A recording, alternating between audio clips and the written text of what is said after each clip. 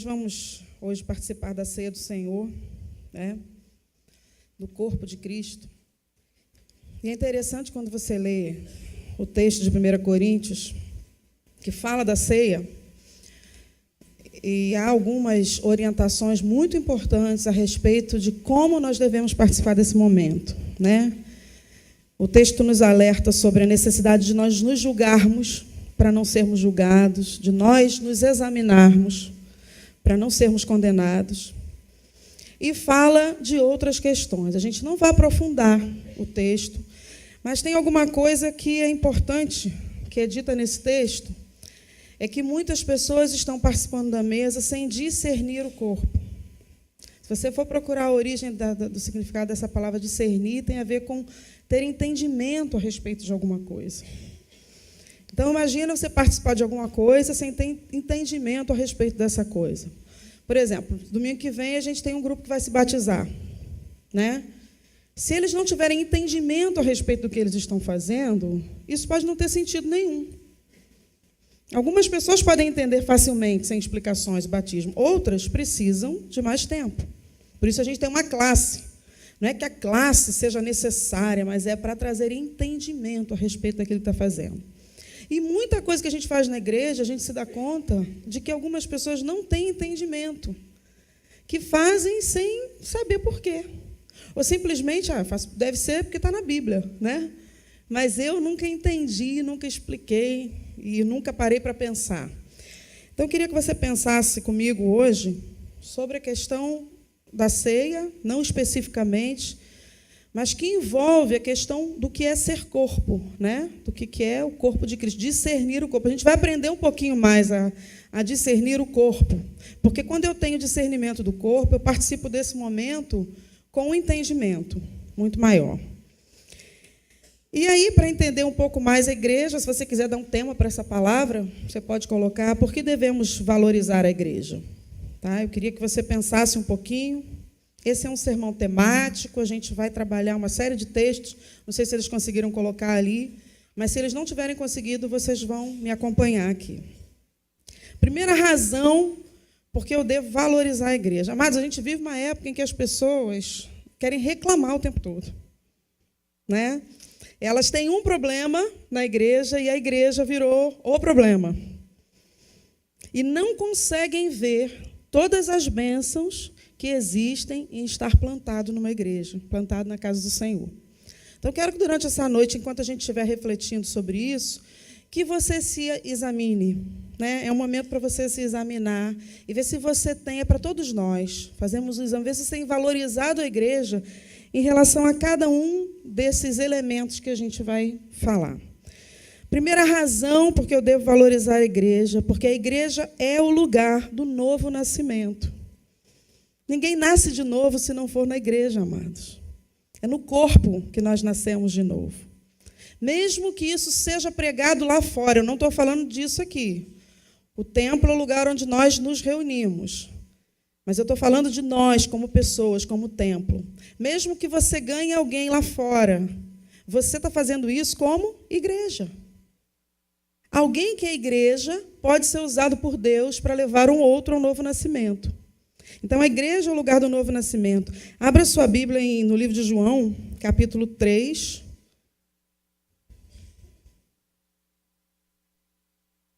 Nós vamos ler do 1 ao 8. E havia entre os fariseus um homem chamado Nicodemos, príncipe dos judeus. Este foi ter de noite com Jesus e disse: Rabi, bem sabemos que és mestre, vindo de Deus, porque ninguém pode fazer estes sinais que tu fazes, se Deus não for com ele. Jesus respondeu e disse-lhe: na verdade, te digo que aquele que não nascer de novo não pode ver o reino de Deus. Disse-lhe Nicodemos: como pode um homem nascer sendo velho? Pode, porventura, tornar a entrar no ventre de sua mãe e nascer? Jesus respondeu: na verdade, te digo que aquele que não nascer da água e do Espírito não pode entrar no reino de Deus. O que é nascido da carne é carne, e o que é nascido do Espírito é Espírito. Não te maravilhes de ter dito: necessário vos é nascer de novo. O vento assopra onde quer e ouves a sua voz, mas não sabes de onde vem, nem para onde vai. Assim é todo aquele que é nascido do Espírito. Mas esse texto está falando de novo nascimento, nascimento da água. A gente vai ver aqui um bom grupo no próximo domingo, passando pelo novo nascimento, pela lavagem da água, que não vai acabar, porque nós somos lavados, né, quando mergulhamos nas águas, mas continuamos sendo lavados pela palavra, a Bíblia diz isso. Então, esse é o novo nascimento que acontece na igreja. Num tempo em que as pessoas querem criticar, amados, a igreja é o único organismo nessa terra, através do qual Deus se manifesta, amados. Igrejas, pessoas, eu e você. Pessoas falhas, limitadas, mas Deus se manifesta através de nós. Então, nós precisamos valorizar a igreja, porque é o lugar do novo nascimento. É como se fosse um berçário espiritual, né? Aqui as pessoas nascem. Segunda razão, porque devemos valorizar a igreja. A igreja é lugar de crescimento e edificação. Alguém nasce, se largar, essa pessoa que nasceu, ela não vai crescer, ela não vai nem sobreviver, amados. Por isso, algumas pessoas que vêm à frente, se decidem e são soltas, dificilmente conseguem crescer, conseguem se firmar em Deus. Porque é como pegar um bebê que acabou de nascer e falar assim, se vira, se alimenta, troca suas fraldas, cuida da sua roupa. Não vai funcionar. Então, na igreja, nós somos edificados e podemos crescer. Pode colocar o texto de Efésios 4, de 11 a 16. E ele mesmo, né, o próprio Deus, deu uns para apóstolos, e outros para profetas, e outros para evangelistas, e outros para pastores e doutores, querendo o aperfeiçoamento dos santos para a obra do ministério. Para quê? Edificação do corpo de Cristo. Até que todos cheguemos à unidade da fé e ao conhecimento do Filho de Deus, a homem perfeito, à medida da estatura completa de Cristo, para que não sejamos mais meninos inconstantes, levados em roda por todo o vento de doutrina, pelo engano dos homens que com astúcia enganam fraudulosamente. Antes, seguindo a verdade em amor, cresçamos em tudo naquele que é a cabeça, Cristo. Amados, você vai, continua, do qual todo o corpo, bem ajustado e ligado pelo auxílio de todas as juntas, segundo a justa operação de cada parte, faz o aumento do corpo para a sua edificação em amor. Então, você vai prestar atenção que existe um momento em que você é chamado a se arrepender, a mudar o rumo, que é o momento do novo nascimento, que você se entrega a Cristo. Né? Aí você é inserido no contexto da igreja. Todos nós passamos por esse processo. E vamos continuar esse processo até que Jesus volte. A partir daí, Deus vai usando pessoas para nos edificar, para nos aperfeiçoar, para nos ensinar. E isso traz o quê, amados? Isso traz crescimento. Por isso que não dá para conceber crente fora de igreja. Não tem crescimento, não tem edificação, não tem manifestação dos dons através da vida de outros. Isso é vital, isso é uma questão de vida. Nós crescemos e somos edificados como, amados? Eu vou dar alguns exemplos, né? Dentro ainda desse segundo tópico. Através do ensino da palavra de Deus. Abra lá em Atos 2, 42. Ou então só leia aqui comigo. Está falando da igreja primitiva, dos irmãos. Eles perseveravam na doutrina dos apóstolos, doutrina e ensino, e na comunhão, e no partir do pão, e nas orações. Amados, isso é tão importante que você entender, né, que a gente precisa falar. Às vezes a gente ora pedindo a Deus e organiza a igreja de maneira que haja ensino, para que as pessoas possam entender a palavra de Deus e crescer.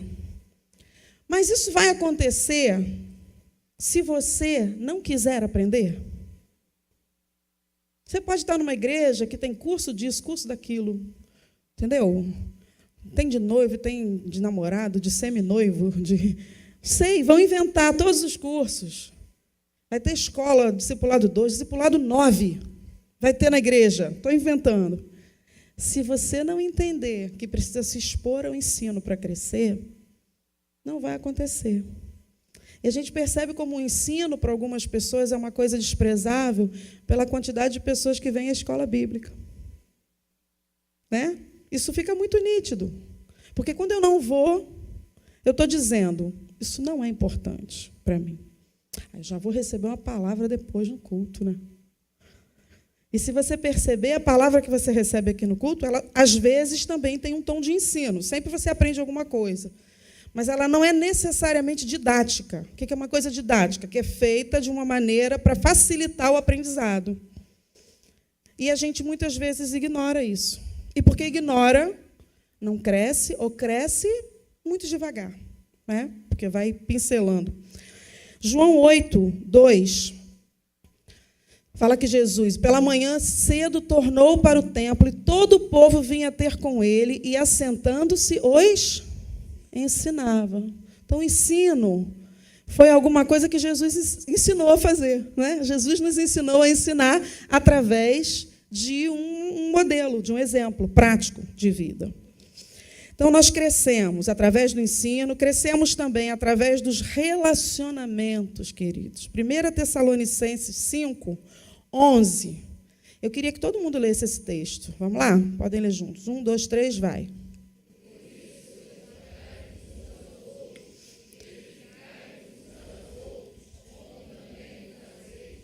Amados, isso aqui só acontece se houver relacionamento. O texto não está dizendo, portanto, ó tu, pastor, exorte os seus membros. Não. Isso fala do dia a dia da vida da igreja. Exortai-vos uns aos outros, edificai-vos uns aos outros, como também o fazeis.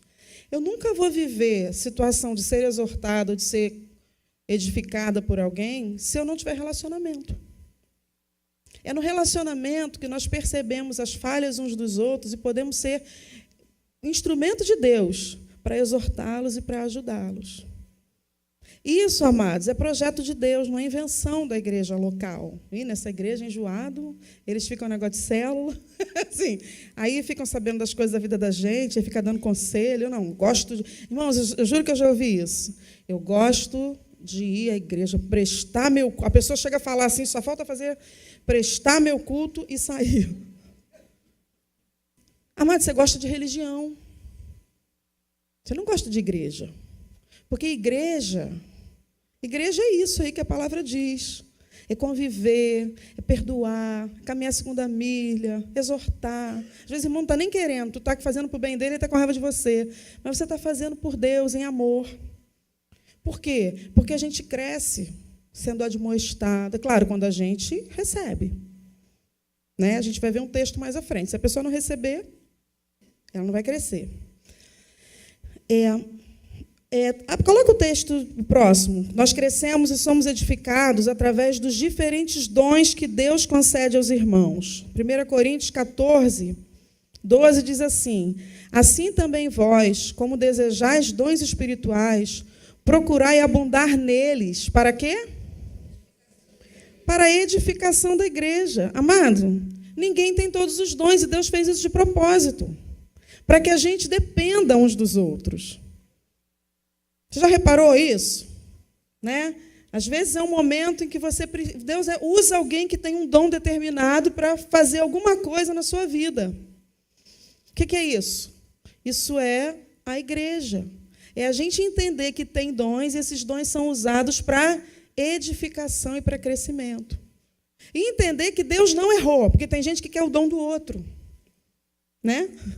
Ele não errou, amados. Ele deu a você os dons que ele quis dar. E tem outros que ele quer dar, mas ele vai ver se você está usando os que ele já deu. Porque, biblicamente, ninguém pode dizer que não foi avisado. Quem tem, mais será dado. Quem tem e não usa, vai ser tirado. E muitas pessoas não usam seus dons na igreja porque ficam grande parte do seu tempo querendo ter o dom do outro. E deixam de usar e de fluir naquilo que já receberam, graça. E quando a gente é fiel em usar os dons, Deus sempre multiplica. Deus sempre dá outros. Né? Porque Ele sabe que Ele pode confiar para alguém que vai usar. Então, isso tudo está dentro do segundo ponto, do segundo aspecto, de que nós crescemos e somos edificados. Eu falei através do ensinamento, dos relacionamentos e dos dons. Agora, a terceira razão pela qual você deve valorizar a igreja. Igreja é lugar de proteção e refúgio. Eu quero que você pense nisso. Porque nós temos uma visão muito limitada do que é esse mundo aqui em relação ao mundo espiritual. E quando nós agimos com a igreja como se fosse alguma coisa opcional, um lugar onde eu apareço de vez em quando, a gente está demonstrando que não tem noção do que é o mundo espiritual, irmãos. Igreja é lugar de proteção e refúgio. Queria que você observasse comigo 1 Timóteo 3,15, que a Bíblia chama a igreja de casa de Deus. Olha como isso é sério, né? Mas se tardar, para que saibas como convém andar na casa de Deus, que é o quê? A igreja do Deus vivo, a coluna e firmeza da verdade. Isso é muito sério, amados. A gente tem lidado com a igreja como uma instituição religiosa. Eu gosto muito de alguns, né? Eu gosto de ir, frequentar, gosto muito da palavra. Mas isso é muito mais. A igreja é a casa do Deus vivo. E casa fala de proteção. Casa fala de abrigo. Casa fala de um lugar onde a família, se você for procurar, a Bíblia também chama a igreja de família. Leia comigo o texto de Efésios 16. Efésios 2, 16 a 19. E pela cruz reconciliar... Não. Vai continuar. E pela cruz reconciliar ambos com Deus em um corpo, matando com elas inimizades. E vindo, ele evangelizou a paz a vós que estáveis longe e aos que estavam perto. Porque por ele ambos temos acesso ao Pai em um mesmo Espírito. Assim que já não sois estrangeiros, nem forasteiros, mas concidadãos dos santos e da família de Deus.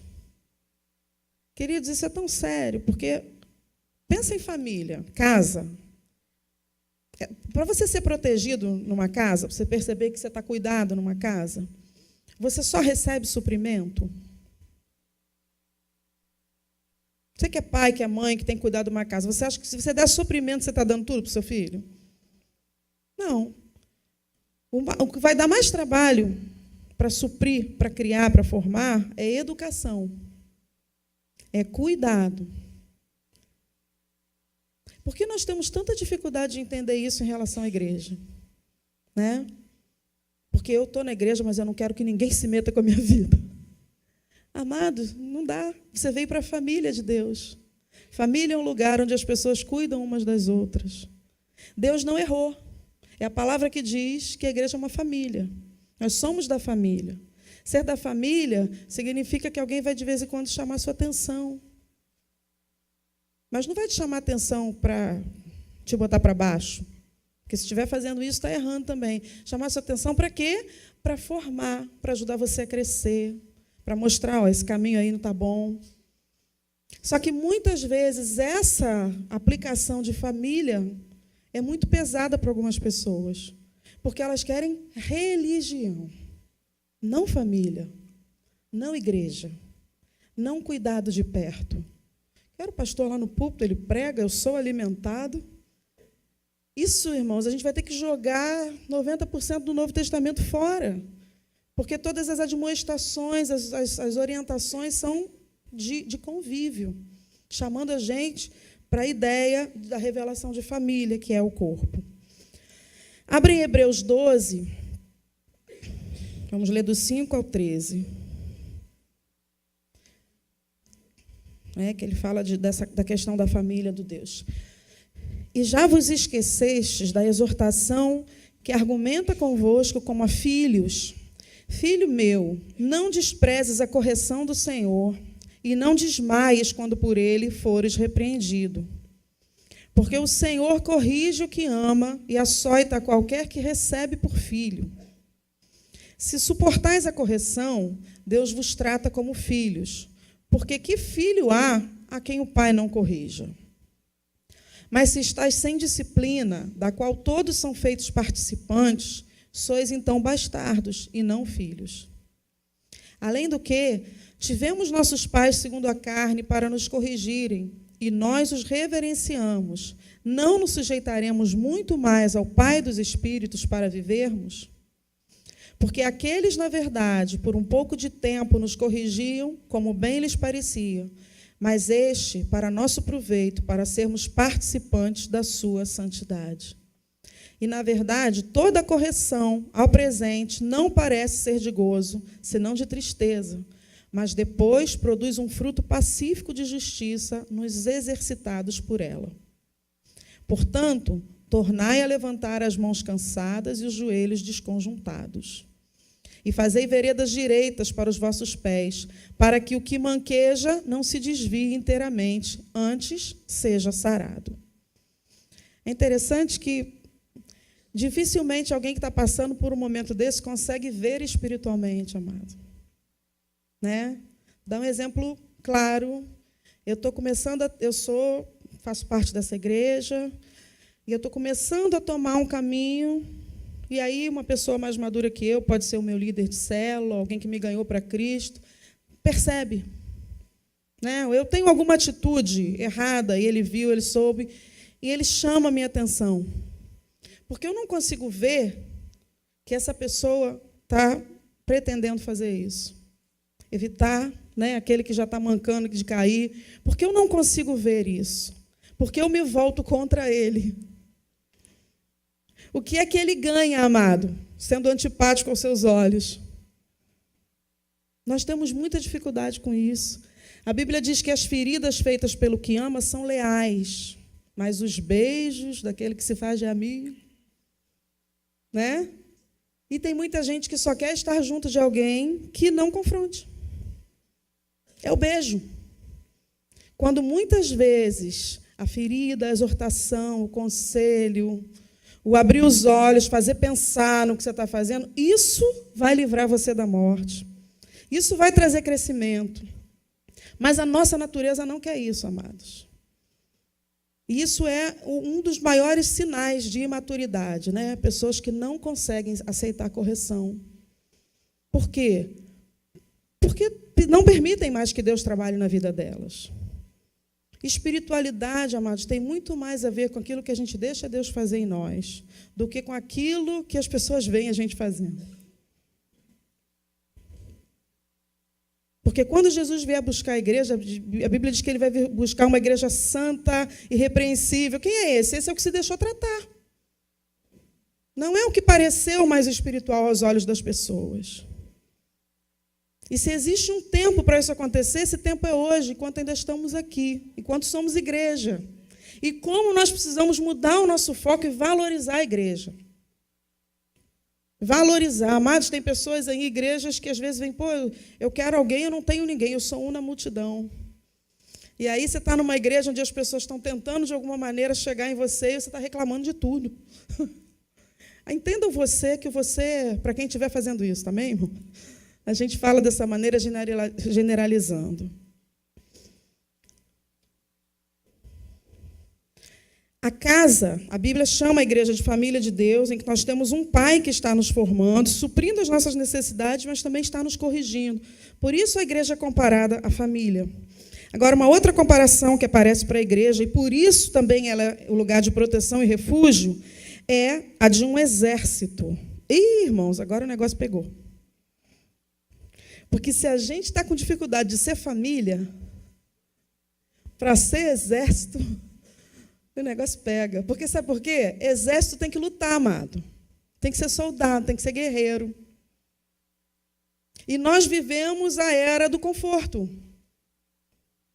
Eu quero a igreja com banco acolchoado, com ar-condicionado na temperatura ideal, com um culto que termina numa hora que eu quero, com as coisas que acontecem. Eu quero desse jeito, eu não quero ser soldado de Cristo.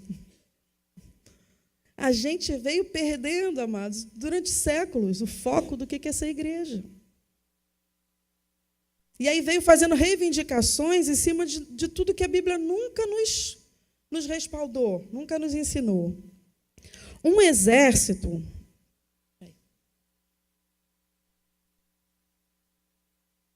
Um exército luta por um reino. A igreja luta para estabelecer o reino de Deus, combatendo o reino das trevas. Abre lá, Colossenses 1,13. Não precisa abrir, não, só olha lá. O qual nos tirou da potestade das trevas e nos transportou para o reino do Filho do seu amor. Então, está muito claro.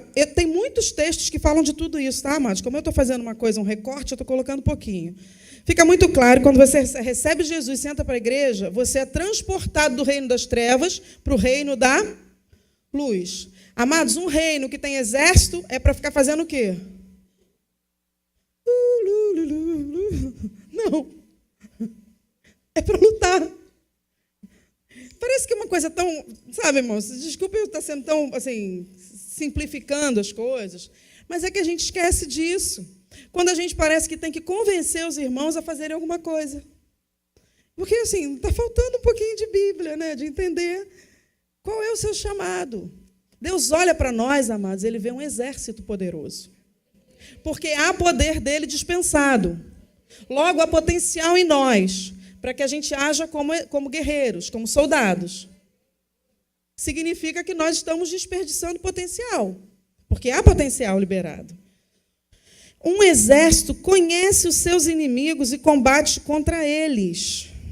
Vê comigo agora Efésios 6, do 10 a 18. Esse texto fala não apenas de se revestir, de saber combater, mas das armas também. No demais, irmãos meus, fortalecei-vos no Senhor e na força do seu poder. Revesti-vos de toda a armadura de Deus. Amados, quem se veste de armadura é soldado, é guerreiro. Para que possais estar firmes contra as astutas ciladas do diabo. Porque não temos que lutar contra a carne e o sangue, mas sim contra os principados, contra as potestades, contra os príncipes das trevas deste século, contra as hostes espirituais da maldade nos lugares celestiais. Portanto, tomai toda a armadura de Deus, para que possais resistir no dia mau, e, havendo feito tudo, ficar firmes. Estai, pois, firmes, tendo cingidos os vossos lombos com a verdade, e vestida a couraça da justiça, e calçados os pés na preparação do evangelho da paz. Tomando sobretudo o escudo da fé, com o qual podereis apagar todos os dardos inflamados do maligno. Tomai também o capacete da salvação e a espada do Espírito, que é a palavra de Deus. Orando em todo o tempo, com toda oração e súplica no Espírito, e vigiando nisto com toda perseverança e súplica por todos os santos. Deixa aí, não tira esse texto, não. A gente não vai entrar em cada parte dessa, tá? Estou falando de maneira... Só para que a gente entenda o cuidado de Deus e falar que a gente tem armadura para usar, que a gente tem arma espiritual que tem que usar, que a gente tem uma guerra, que a nossa luta não é contra carne e sangue. Gente, quando você vê alguém lutando contra o irmão na igreja, você pode ter certeza que esse aí não vai lutar contra o reino das trevas. Porque uma das grandes armadilhas que o diabo traz é isso mesmo, botar confusão no meio do povo. Porque aí a gente deixa de avançar e deixa de lutar e alcançar o que a gente precisa alcançar, que é resistir ao reino das trevas. Mas isso tem a ver com alguém que tem entendimento, que olha para uma situação que veio para te entristecer e você consegue ver, não vou ficar com raiva do irmão, não. Vou orar por ele, vou perdoar e vou continuar caminhando. Por quê? Porque isso veio para me desestruturar, isso veio para me desestruturar. A gente perde, amados, a noção de mundo espiritual muito fácil. E aí a gente fica aqui lutando contra carne e sangue. Carne e sangue é o quê? Pessoa. Você luta contra pessoas como você, esquecendo que a sua luta é contra principados e potestades, contra o mundo espiritual. Se você observar, o final aí diz: vigiando nisto com toda perseverança e súplica por todos os santos. Amados, ninguém vai para a guerra sozinho. Ele está falando de cada um colocar o seu capacete, mas a oração precisa fazer parte da nossa vida, oração uns pelos outros. Por quê? Porque isso é proteção. Numa guerra, você não vê alguém ferido, né? A gente assistiu muito tempo atrás uma palavra do pastor Eibe, em vídeo sobre isso, que a igreja é o único exército que mata os seus soldados feridos. Está ferido? Não serve. Né? Outro vai querer levantar, porque é mais um guerreiro para ajudar. Gente, quanto mais gente no exército, desempenhando suas funções, mais forte esse exército é. Se cada um exercer sua função, mais fortes nós seremos. E a gente precisa ter isso muito claro. Por quê? Porque ninguém vai para a guerra e prevalece sozinho. Há um mês atrás, mais ou menos, eu compartilhei umas 2 semanas na reunião de líderes, um sonho que eu tive há um mês atrás. Nós estávamos num lugar alto, eu conseguia ver o bairro todo, e, de repente, eu comecei a ver um local incendiando mesmo. E aí, depois, eu comecei a perceber que ele não estava incendiando, ninguém colocou fogo. Era um local de fogo, muito grande, com cinzas. E aí eu comecei a ver um demônio muito grande que dava ordens muito específicas, com muita... Mas ele estava muito irado e dizia para os outros, que eram menores, a posição em que eles tinham que estar e as coisas, os dardos que eles tinham que lançar. Havia bolas de fogo já na mão deles, prontas para jogar naquela localidade. E eu vi pessoas da igreja, vi pessoas da minha família e comecei a chamar e a falar, vocês não estão vendo? A gente precisa orar, olha o que está vindo. Irmãos, mas era uma situação tão complicada, porque as pessoas não viam e diziam, eu não estou vendo nada. Eu não estou vendo nada. Eu dizia, olha ali, olha o que está vindo para cá.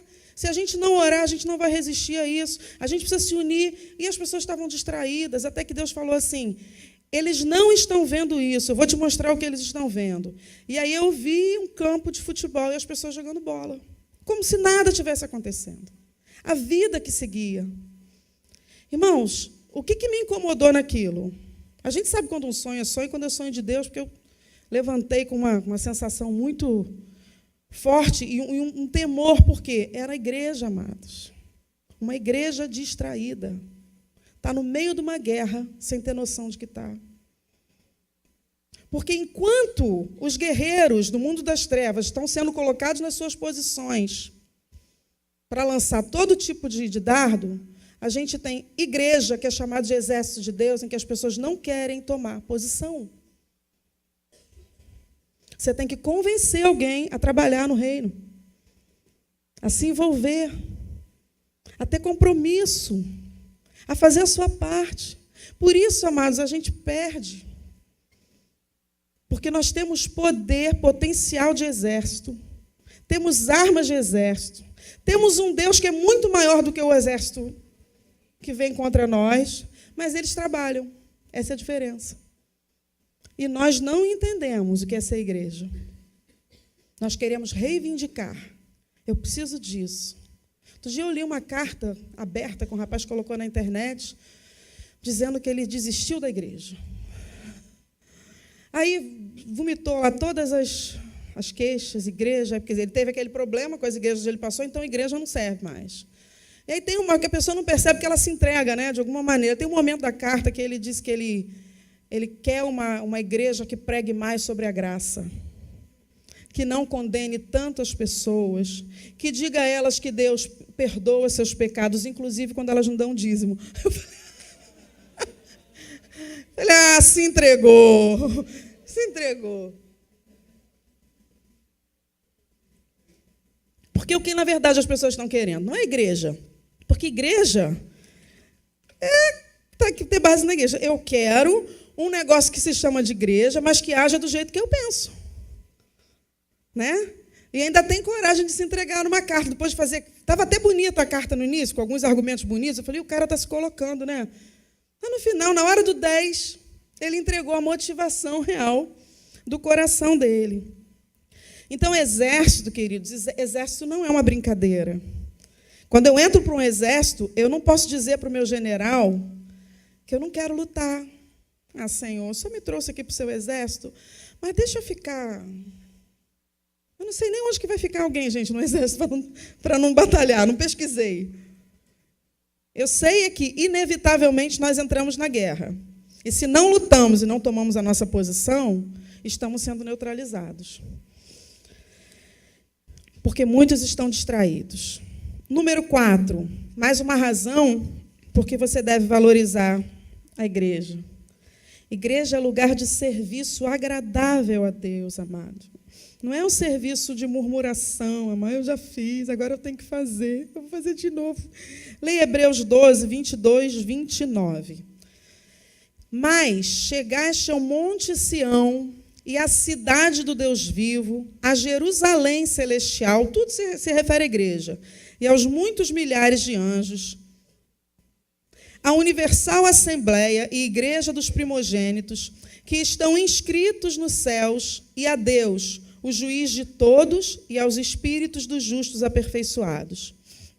E a Jesus, o mediador de uma nova aliança, e ao sangue da aspersão, que fala melhor do que o de Abel. Vede que não rejeiteis ao que fala, porque se não escaparam aqueles que rejeitaram o que na terra os advertia, muito menos nós, se nos desviarmos daquele que é dos céus. A voz do qual moveu então a terra, mas agora anunciou dizendo: ainda uma vez comoverei não só a terra, senão também o céu. E esta palavra, ainda uma vez, mostra a mudança das coisas móveis como coisas feitas para que as imóveis permaneçam. Por isso, tendo recebido um reino que não pode ser abalado, foi esse o reino que nós recebemos, retenhamos a graça pela qual sirvamos a Deus como? Agradavelmente, com reverência e piedade. Querido, Jesus deu exemplo, ele veio para servir e não para ser servido. Eu sei que eu estou sendo muito didática e falando devagar de novo, mas a gente precisa entender que o chamado de Deus é para a gente servir. Amado, cuidado se você está se poupando para o reino. Porque a gente está vivendo uma geração que se poupa para o reino. Muitas vezes no trabalho não se poupa, não. Faz hora extra, chega antes, faz tudo que pode. Mas para o reino, estou muito cansado. Eu vou dar um tempo. Amado, como que um servo dá um tempo? Me explica isso. Consigo entender um servo dando um tempo. E eu vou servir de qualquer jeito? Não, eu vou servir agradavelmente, com reverência e piedade. Não está aí o próximo texto? Continuação desse, não precisa colocar, não. Porque depois, mais um pouquinho na frente, diz que Deus é fogo consumidor. Eu não sei se uma coisa tem a ver com a outra, mas é bom dar uma olhadinha. Sirvamos a Deus agradavelmente. Como é que nós servimos a Deus, amados? Que nós não vemos. Servindo uns aos outros. Eu não vou nem pedir para abrir, tem uma série de versículos que fala de servir uns aos outros. Porque a gente está servindo ao corpo dele, logo a gente está servindo a ele. Romanos 16:1 fala de: recomendo-vos, pois, Febe, nossa irmã, a qual serve onde? Na igreja. Que aí tem um grupo que diz: não, o verdadeiro serviço é fora, é lá no mundo. Mas as pessoas inventam cada coisa. Aí elas nem fazem lá fora e nem se... Uma vez uma pessoa me disse isso: a verdadeira obra de Deus é aquela que a gente faz fora das quatro paredes. Não, amados, aquela que a gente faz fora das quatro paredes é continuação, é também obra de Deus, como aquela que a gente faz na igreja. Não existe isso de não me envolvo na igreja, só faço coisas lá fora. Isso é história, amado. A Bíblia fala dessa mulher, ele recomendou, ela servia na igreja. Existe necessidade que a gente use os nossos dons para o serviço no corpo, na igreja. Agora, a última coisa que eu quero que você veja dentro de serviço é que serviço demanda esforço. Veja Mateus 11:12. E desde os dias de João Batista até agora, se faz violência no reino dos céus, e pela força se apoderam dele. Tem uma outra versão que diz que só os que se esforçam se apoderam do reino de Deus.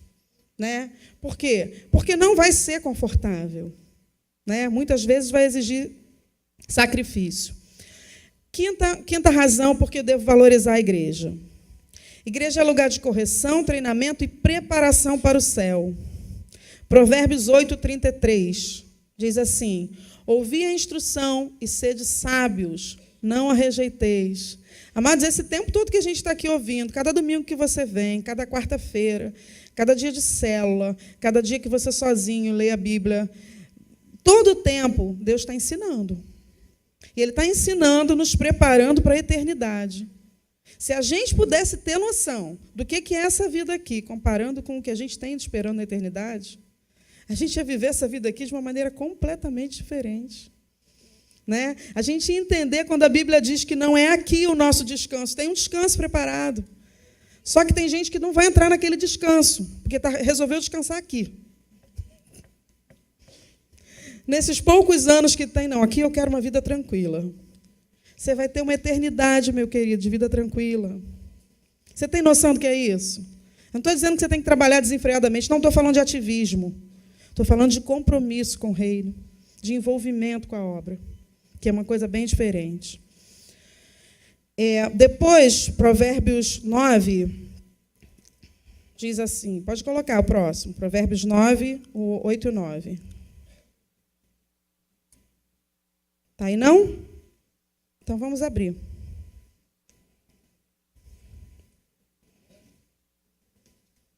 Provérbios 9. A parte B. Não, vamos ler o todo 8. 9, 8 e 9. Não repreendas o escarnecedor para que te não aborreça. Repreende quem? O sábio. O que ele vai fazer com você? Ele vai te amar. E, gente, negócio maluco, né? Para a nossa concepção. Mas Deus sabe exatamente o que ele está dizendo. Alguém que é sábio quer adquirir mais sabedoria. Ele não fica chateado quando é chamado a atenção, não. Ele começa, na verdade, a gostar dessa pessoa que está sendo usada por Deus. Uma vez uma pessoa disse isso para mim. Falou, olha, no início eu tive uma rejeição em relação a tal pessoa, que era a que ajudava ela. Mas depois eu comecei a ouvir e a meditar no que ela dizia, e Deus começou a falar, eu coloquei ela na sua vida, mas você não está recebendo, não. E ela disse, eu comecei a receber, e hoje eu gosto de estar junto. Às vezes eu até pergunto, fulana, você acha que eu estou indo bem, que eu estou fazendo isso aqui está errado? Eu peço conselhos. Por quê, amados? Sábio. Mas por que a gente tem essa mania de achar que ninguém pode falar nada com a gente? E a Bíblia diz isso. Repreende o sábio e ele vai te amar. Dá instrução ao sábio e ele se fará mais sábio. Ensina ao justo e ele crescerá em entendimento. Quando é que a gente vai parar de aprender, amados? Não, fala sério aí. Enquanto Jesus não voltar, até o último dia, aqueles que vão dizer, né, adeus para esse mundo antes de Jesus voltar, que estiverem aqui, a gente vai estar sendo ensinado por Deus. Por Deus e através das pessoas que Ele coloca na nossa vida, no nosso convívio. Então, o sábio, ele quer ser mais sábio, ele recebe o ensino. Ainda estou no 5, né? Somos treinados, preparados e aperfeiçoados através da tribulação. Vamos abrir lá em Romanos 5, de 1 a 5. Romanos 5, de 1 a 5. Diz assim, tendo sido, pois, justificados pela fé, temos paz com Deus por nosso Senhor Jesus Cristo, pelo qual também temos entrada pela fé a esta graça, na qual estamos firmes e nos gloriamos na esperança da glória de Deus. Aqui está ótimo, até aqui está ótimo. Nós nos gloriamos na esperança da glória de Deus. Aí, irmãos, vem a segunda parte. E não somente isto, mas também nos gloriamos nas tribulações. Alguém pode dizer amém? Amém. Só porque eu pedi, né? Essa pastora vem para cá domingo à noite para ela dizer para eu me gloriar nas tribulações. Não tem outro, amado. Tem outro evangelho para me pregar. Né? Porque a primeira parte a gente aceita dizendo, na esperança. Mas também nos gloriamos nas tribulações. Por quê? Sabendo que a tribulação produz a paciência. E não somente... continua, irmãos. E a paciência... a experiência. E a experiência, a esperança. Tem gente que diz assim, eu não queria ficar experiente nisso, não. Mas a gente vai ficando, amados. Você começa com uma tribulação pequena, e Deus trabalha ali em você, paciência, perseverança. Daqui a pouco você está numa tribulação maior. Quando você está na outra, você já tem experiência. Você já passou por isso. É meio assim, eu já vi esse filme. Né? Deus está formando algo em nós, amados. Não é só para nos maltratar, não, como a gente acha. E aí a gente vai crescendo. Agora, isso se a gente souber reagir no momento da tribulação. Porque se no momento da tribulação começar a murmurar, reclamar de tudo, não vai produzir paciência, esperança, experiência, nada. Mas há um projeto de Deus no sentido de produzir isso em nós. Por isso que o texto diz para a gente se gloriar, não é porque a gente é masoquista. Né? Eu gosto, adoro o sofrimento. Pastor, eu estou só esperando o próximo. Não existe isso, amados. A gente não gosta. Mas a gente entende que tem um propósito e que Deus usa todas as coisas para trazer crescimento na nossa vida. Amém? E dentro ainda de correção, treinamento e preparação, o último texto que eu quero que você leia é de Mateus 18, 17 e 18, que fala do poder que a igreja tem de ligar e desligar.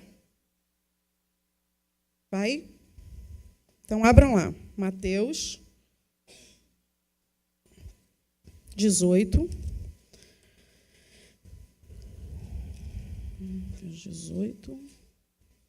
17 e 18. Eu não vou ler todo o que vem antes, a gente já pregou muito sobre isso, falou na classe de discipulado, falou sobre resolver conflitos na igreja, né? Os vários níveis.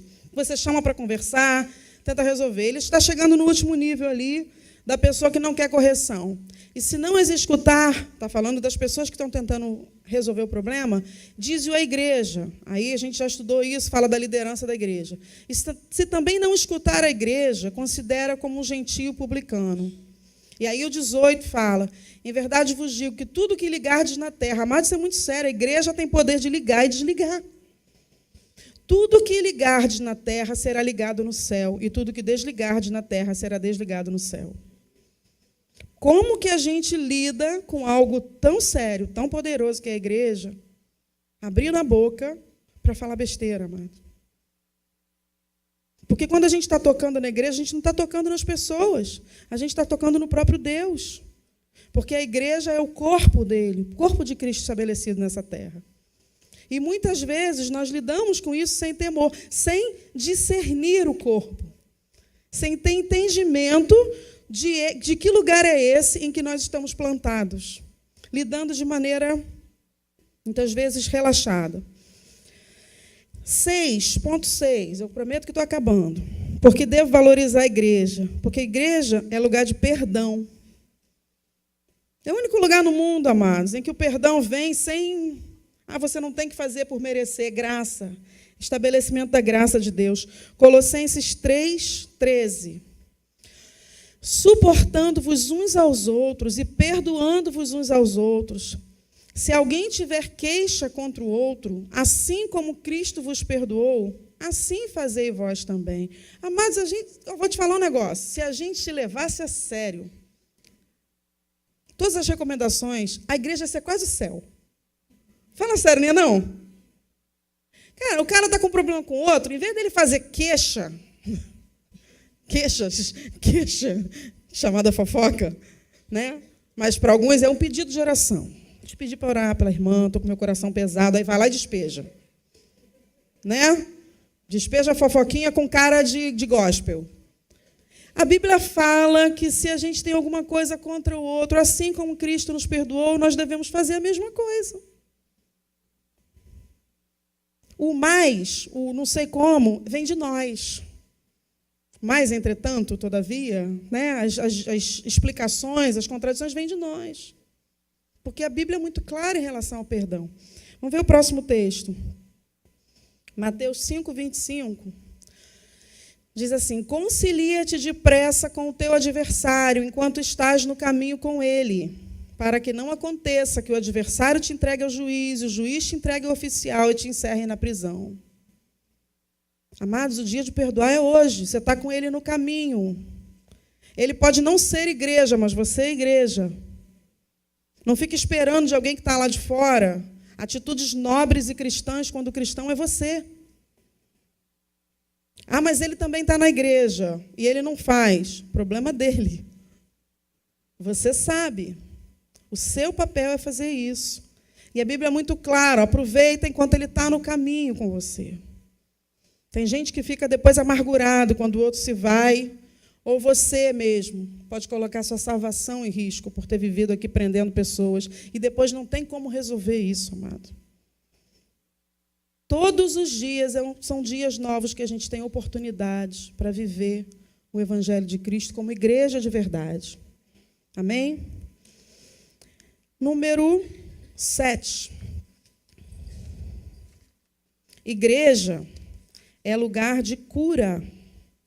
Tiago 5,16. Confessai as vossas culpas uns aos outros e orai uns pelos outros para que sareis. A oração feita por um justo pode muito em seus efeitos. Amados, isso é tão bom, você saber que tem gente orando por você. Que outro lugar do mundo você tem isso, amado? Por que a gente fica transformando algo que é bênção de Deus para a nossa vida, que é a igreja, e a gente encontra 2, 3 problemas e agora nada presta? Sabe a bênção que é poder ter pessoas orando por você? A bênção que é saber que você tem com quem abrir sua vida, confessar seus pecados, receber oração. Deus nos deu um mecanismo de já viver um pouco daquilo que a gente vai viver no céu, amados, através da igreja. Né? Quando ele nos dá poder e autoridade, por exemplo, sobre os espíritos imundos, a gente já está vivendo os poderes do mundo vindouros, que é quando Satanás já está amarrado. Ele não está direto aqui, mas no momento em que você dá uma ordem, sai, ele já está vivendo aquilo que ele vai viver. A igreja tem o poder de trazer para os dias de hoje um pouco daquilo que a gente vai ver no céu. E ainda tem gente brincando, sem entender o poder que há, aquilo que Deus tem liberado sobre nós, né? Aquilo que significa a igreja. Número 8, porque devo valorizar a minha igreja. Igreja é o lugar onde Deus ordena a sua bênção. Salmo 133, 3. Diz assim, tem um anterior que diz, né? Bota o 2 também.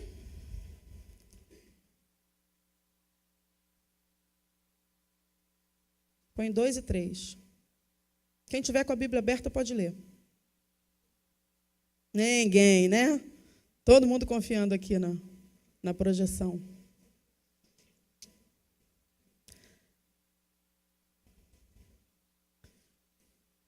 Vamos ler o salmo todo, gente? Vamos abrir, vamos parar de preguiça. Mas eu quero antes. Na verdade, não está tudo que eu quero. Valeu, gente? Todo mundo acordadinho. Está lá. 133, vamos do início, que eu quero o início. Quão bom, pode ler na sua versão, vamos lá, 1, 2, 3, vamos. Quão bom e quão suave é que os irmãos vivam em união. É como óleo precioso sobre a cabeça, que desce sobre a barba de Arão, e que desce a orla das suas vestes, como o orvalho do Hermon, que desce sobre os montes de Sião. Porque ali o Senhor ordena a bênção e a vida para sempre. Amados, há um poder quando nós nos reunimos como igreja. Seja esse grupo inteiro. Você observa que o tempo todo Deus nos trata no coletivo? Onde estiverem 2 ou 3 reunidos em meu nome, ali Ele estará. Significa que tudo que acontece aqui pode acontecer lá na tua célula. Amém? A gente não deixa de ser igreja. Muito pelo contrário, a gente expande o poder da igreja quando a gente se reúne nas células. E ali, se nós estivermos juntos, o Senhor ordena a bênção, amados. Ele nos vê como coletividade. Ele morreu pela igreja, amados. Nós não podemos querer viver uma vida solitária, porque Ele nos propõe a vida em comunidade, como igreja. A igreja, número 9, é lugar da manifestação da graça de Deus. Eu nem coloquei versículo aqui, porque seria impossível escolher um. A Bíblia inteira está cheia, recheada de versículos sobre a graça. Mas, infelizmente, amados, eu vou falar uma coisa que acontece. Quando a gente faz um apelo para conversão, a gente entende muito bem a graça. A gente é capaz de pregar o Evangelho, dizer que Deus não leva em conta os nossos pecados e a graça vem sobre você. A gente prega esse Evangelho muito fácil. Sabe o que acontece? A pessoa vem e começa a caminhar no Evangelho. Ela começa a errar, a gente esquece da graça. A graça não serve mais, não. Irmão. Seu ímpio. seu ímpio, quando nos chamam de outras coisas. Por quê? Porque a gente quer tratar, irmãos, sem a graça. Quando Deus, que é aquele que não tem pecado, não trata dessa forma. Ele morreu por aquela pessoa e muitas vezes nós vamos lá e acusamos. Nós não temos graça. Mas a igreja precisa ser o lugar da manifestação da graça, amados. Porque a Bíblia diz que nós não somos juízes dos nossos irmãos. Nós não somos juízes. Nós temos que continuar sendo alvos da graça. E a igreja, número 10, por que eu devo valorizar a igreja? Porque Cristo vai buscar quem? A igreja, amado. Você tem noção do que é isso? Mas não quer dizer que porque você vem todo domingo, Cristo vai buscar aqueles que entendem que ser igreja é fazer parte do reino de Deus. E esse reino tem uma constituição. Aqueles que vivem segundo a constituição do reino são igreja. Esses serão buscados. A gente vai ver um vídeo rapidinho que nos lembra disso. Alguns já conhecem? Acho que fala sobre essa pregação do fim. Põe o áudio e aí volta.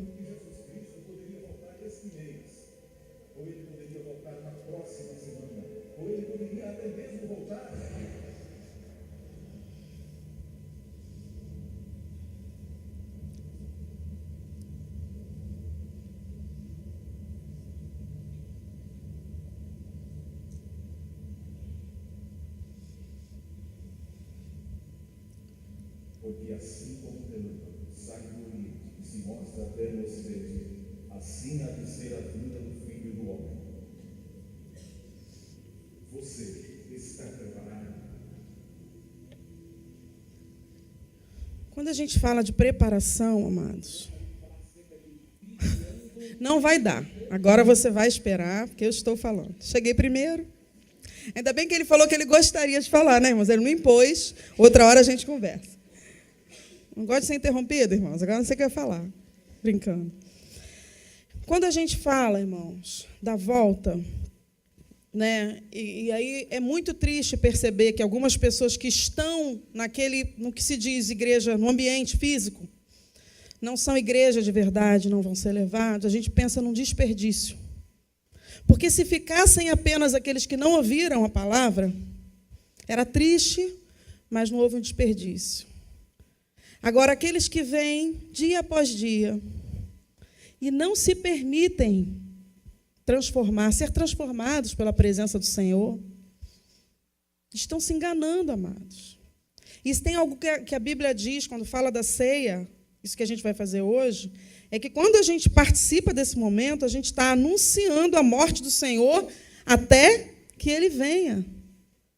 Percebe quanta coisa está envolvida em participar da mesa? Discernir o corpo, ter noção do que você está fazendo, se autoexaminar, não participar de qualquer forma, entender que você está anunciando a volta do Senhor. E a gente não pode fazer isso de maneira religiosa, amados. Porque isso seria não discernir o corpo. Eu queria simplesmente fechar propondo a você que pense em algumas coisas a respeito de como você tem valorizado a igreja.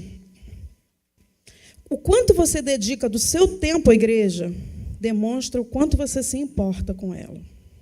É só para você pensar.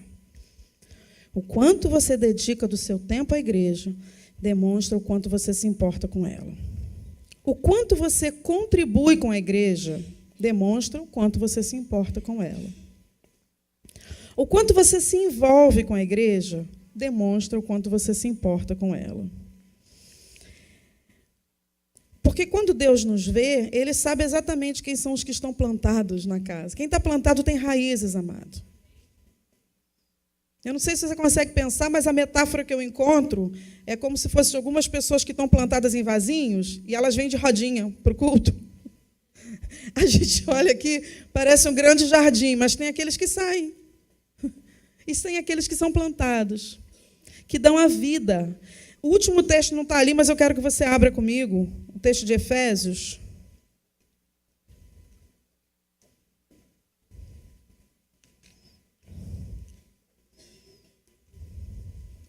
Efésios capítulo 5, que fala o que foi que Jesus fez pela igreja. Efésios 5, 27. Interessante que as pessoas usam muito esse texto no casamento, e é bíblico usar no casamento, ele está aqui, mas Paulo deixa muito claro que ele está falando da igreja, porque, na verdade, o casamento representa a igreja e Cristo. No 25, ele diz assim: vós, maridos, amai a vossa mulher, como também Cristo amou a igreja, a si mesmo, e se entregou por ela, para santificar, purificando-a com a lavagem da água pela palavra, para apresentar a si mesmo igreja gloriosa, sem mácula, nem ruga, nem coisa semelhante, mas santa e irrepreensível. Depois vai para o 29. Porque nunca ninguém aborreceu a sua própria carne, antes a alimenta e sustenta, como também o Senhor a igreja, porque somos membros do seu corpo. Por isso deixará o homem pai e mãe e se unirá à sua mulher, e serão os dois uma só carne. Grande é esse mistério. Olha como ele enfatiza que ele está falando da igreja. Digo, porém, a respeito de Cristo e da igreja. Amados, Cristo fez tudo pela igreja. E o que é que nós temos feito? Todas as vezes, amados, isso é uma coisa que não é um julgamento, mas é alguma coisa que a gente vai aprendendo na prática. Todas as vezes que alguém coloca muitos empecilhos para servir na igreja, tem uma demonstração de que se importa muito pouco com ela. De tudo que a gente está fazendo nesse mundo aqui, o único trabalho que vai permanecer é o trabalho que a gente faz no corpo de Cristo. O que você faz no seu trabalho, o que você estuda, o que você vai conquistar, o que você vai ganhar, é muito legal enquanto você está aqui. Mas nada vai permanecer. Agora, o que você faz no reino vai repercutir para a eternidade, amado. E por que que isso tem sido tão secundário na vida de algumas pessoas? Por que que isso é alguma coisa para algum? Porque alguns crentes dão o resto do tempo, aquilo que não exige muito envolvimento, aquilo que nós amamos, amados, nós cuidamos. Não porque alguém mandou. Eu fico muito à vontade para falar disso, queridos, porque eu não comecei a amar a igreja depois que eu virei pastora, não. Desde o dia em que eu me converti de verdade, eu amo a igreja. Porque eu não posso servir ao Senhor e não amar aquilo que Ele ama. Ele deu a vida dele pela igreja. E a gente está vivendo uma geração que não quer dar nada. E ainda reclama do que não vê, do que falta. Quando o que nós damos reflete o que valor tem. Não dá para dizer que eu tenho aliança com Cristo se eu não tenho aliança com a igreja, porque a igreja é o corpo de Cristo. Amados, quando Deus diz que a igreja é o corpo de Cristo, isso não é uma metáfora, isso é real. A igreja é o organismo através do qual Cristo se move nessa terra. Ele habita em nós e nós fomos o corpo. Conceber qualquer coisa diferente disso é religiosidade. Eu não estou falando de ativismo, de você jogar em todas as posições. Eu estou falando de você descobrir qual é a sua função e dedicar o melhor que você tiver nessa função. Descobrir em que você pode servir e fazer o melhor serviço que você puder fazer para o Senhor. Ele vai cobrar isso de você, de acordo com o potencial. Talvez você ache que esteja fazendo menos do que alguém que faz outra coisa, mas Deus colocou um potencial diferente em cada um. Ele não nos olha nos comparando uns aos outros. Ele nos olha segundo aquilo que Ele colocou em nós. E Ele sabe qual é o potencial que tem dentro de cada um de nós, amados. E você também sabe qual é o nível de envolvimento que você tem tido com o reino de Deus e com a igreja. Algumas pessoas aceitam desafios, amados, muito sérios aí fora, no mundo secular mesmo, a gente vê. coisa às vezes é séria, um cargo sério, uma carga horária, a pessoa pega. Mas na igreja, isso não. Agora não. Que o Espírito Santo nos ajude a ter revelação do que é ter uma aliança com Cristo, do que é ser corpo de Cristo, do que é ser família de Deus e parte de um exército. Que Ele nos ajude a ter discernimento do corpo, a crescer nisso. Porque nós precisamos entender que Ele não pagou qualquer preço por esse corpo. E Ele conta conosco. Quando Ele traz pessoas, coloca nas nossas mãos, Ele conta conosco para ajudar a cuidar dessas pessoas. Se você não quer cuidar de pessoas, você não quer cuidar daquilo pelo qual Jesus morreu, pelas pessoas. E o que vai contar para a eternidade, amados, é isso. É o poder de influência que a gente exerceu na vida das pessoas. Quanto nós nos deixamos ser usados para tocar na vida de outros. Quanto Deus pôde, assim como o apóstolo Paulo falou, eu me deixo gastar. Que a gente mude o vocabulário de se poupar e comece a se gastar pelo Senhor. Amém?